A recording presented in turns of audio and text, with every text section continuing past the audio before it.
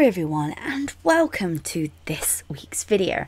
This week I thought it'd be sort of fun to just do some colouring in, nice and relaxing, some really relaxing vibes here. I've been really busy the last few weeks prepping for the next store update, which is on September the 17th, making sure that all the merchandise has been sent off the manufacturers to start assembling stuff quite early. So YouTube sort of took a little bit of a backseat for the last few weeks. That, and I really wasn't feeling very well in the first week that I took off. It's just one of those, unfortunately, it just happened one thing after another. Mental health, and of course prepping for an update. Everything just sort of like took a backseat for a while. So I really do thank you all for your patience. That's why this week's video is a little bit late as well. Just trying to make sure that I've got everything ready for the store update. But enough of the life update, let's get on to the actual piece itself. So this piece is called the Tower in the Clouds.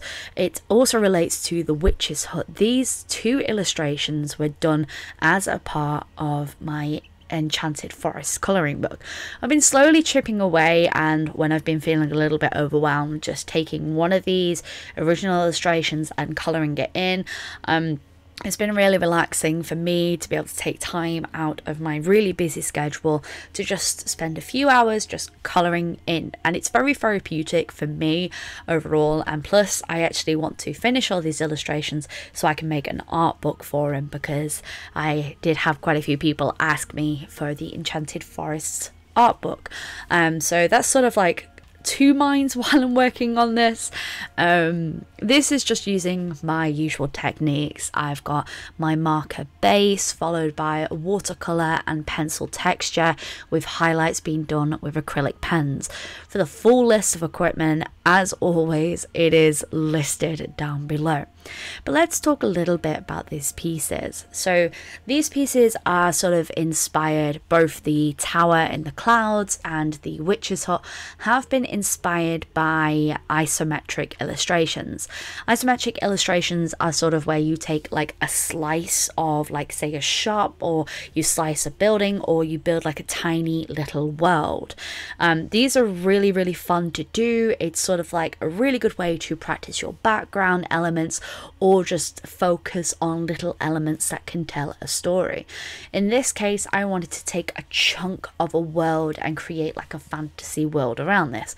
Why is this a chunk by itself? What does it exist for? And like, that's the sort of way I've built around that. And I have done a few isometric illustrations before. They're super fun to do, and I do recommend anyone try them out. It's a really good way to take your characters that exist in a universe and show like the illustration that is around them or themselves. It gives you a sort of like a cut of what that world would be, and it allows you to play around with backgrounds.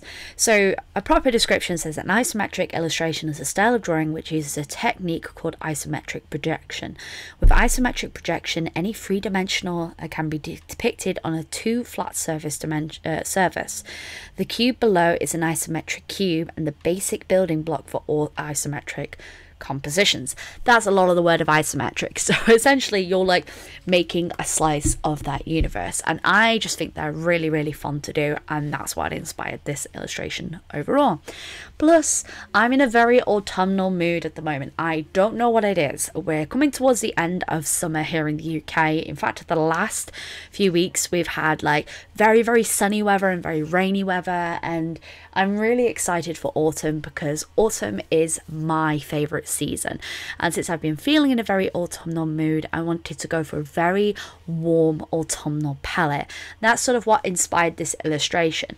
With the other part of this, with the tower, I went for very cool tones. I thought it'd be really good to have the opposite and go for very warm tones and try and build up the universe around that. Make it feel warm and homely and inviting, and that's sort of the colour palette that I went around here. It was really fun to sort of like think of all the different shades of greens, and like I love the layering technique with markers, where you put a color down, and you put say you put a yellow down, then you put a green down, and then you oversaturate the colors between them to create this really nice blend. This was perfect for these trees because it's not meant to be accurate, but it's meant to feel like this could exist, if that makes any sense. So it's not accurate in a sense of like this is a photographical it's not meant to be a realistic illustration, but it's meant to feel like that's a universe that could exist.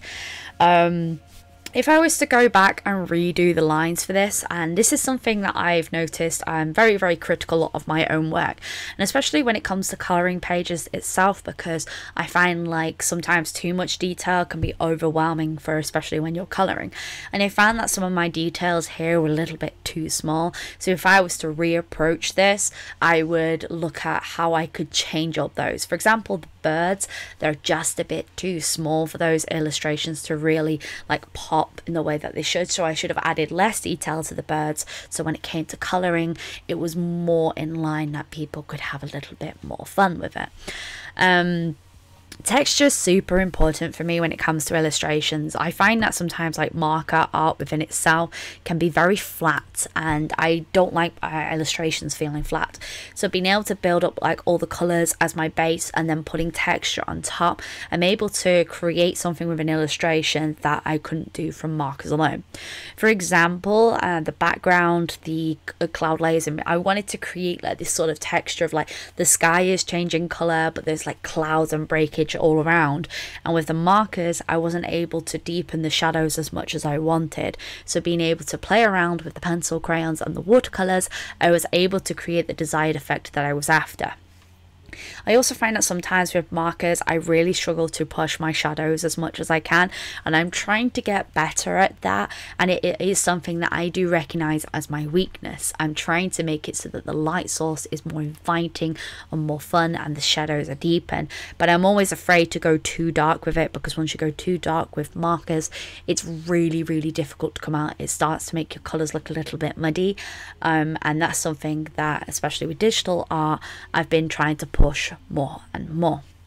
So this was my marker layer down. As you can see, parts of it look very flat.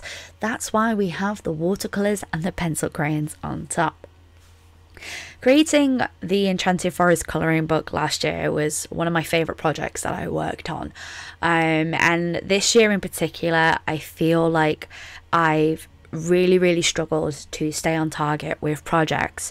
A lot of it is to do with mental health and physical health as well.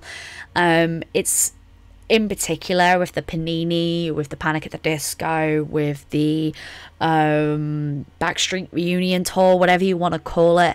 I find that it has massively affected my workflow, and I am sort of like taking everything in my stride and coming to understand that sometimes it's okay to take a step back and relax. And that's been very difficult for me, especially when there's work to be done. So taking my time and colouring in on these pages, it doesn't feel like work. It just feels relaxing, and that's something that I always forget to do. I forget to take myself a step back and relax, which is really difficult when you know, this is my full-time job. This is art is my full-time job. It's what I do every single day. It's how I pay the bills. It's, you know, how I'm saving for my wedding and like being able to move and all that. Like, it's very difficult to take a step back because there's only me that's doing it. There's no one else in this whole art thing. It's me. And sometimes my friends will come and help when I get overwhelmed, like say packing orders and stuff, but it's very difficult and it can feel very isolating. Which I'm really excited for conventions starting up again, because it will feel that interaction, and being able to see other creative minds always fuels me, and it always gets me really excited to work on projects. So I'm really excited to have that good serotonin and sort of like take a step into that.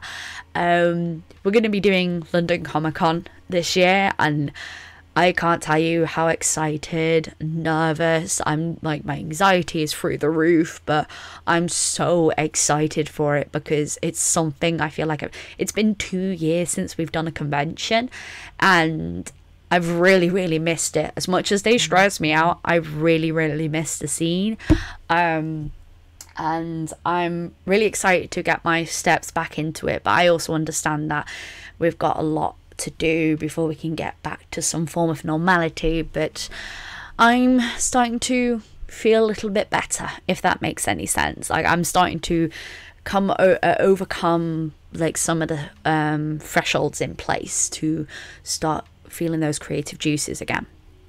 It's one of the reasons why I've pushed back a few projects. Originally, the Teacup Dragons art book was going to come out this year, and that's going to get pushed till next year.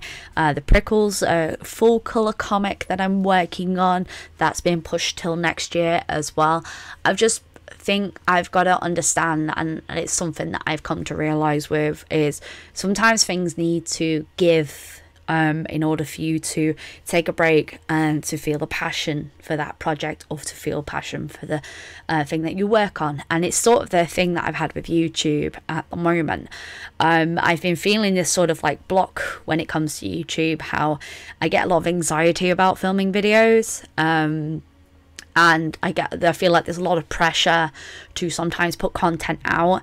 And that's why, if you have seen me across social media, I haven't been posting as much, because it's been a little bit overwhelming for me, and I've been taking steps back. It's understandable, and you do need to take a break sometimes from everything. If everything is overwhelming you, just cut back a few things, because otherwise you'll get extremely bad burnout, and then that just puts it's a vicious cycle. What can we say? So I really hope you've enjoyed this video. I know it's a day later than normal, but please forgive me. It's been a really busy week. I had to send off a load of stuff to the manufacturers at the beginning of this week. But let me know which is your favourite illustration, the tower in the clouds or the hut in the sky. Let me know. I personally lean more towards the tower because autumnal, but what can I say? I really hope you've enjoyed this video. Join me next week for the studio vlog, and I hope you have a wonderful day. And as always, folks, stay creative.